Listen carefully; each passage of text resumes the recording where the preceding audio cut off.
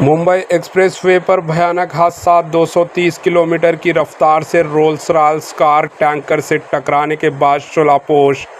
रियासत हरियाणा के नूह ज़िले में खौफनाक सड़क हादसा पेश आया। नई दिल्ली मुंबई एक्सप्रेसवे पर रोल्स रॉयस कार के पेट्रोल टैंकर से टकराने के नतीजे में 2 अफराद हलाक हो गए। रोल्स रॉयस कार का माबिना तौर पर 230 किलोमीटर फी घंटे की रफ्तार से चलाया जा रहा था। ये कार टैंकर से टकराने के बाद शोलापोश हो गई।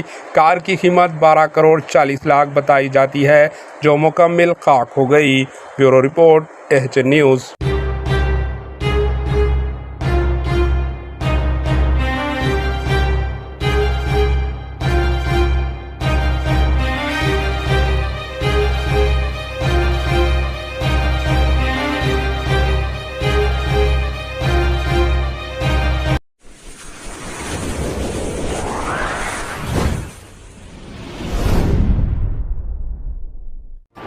एचएन न्यूज़ को लाइक करें, शेयर करें और सब्सक्राइब करना ना भूलें।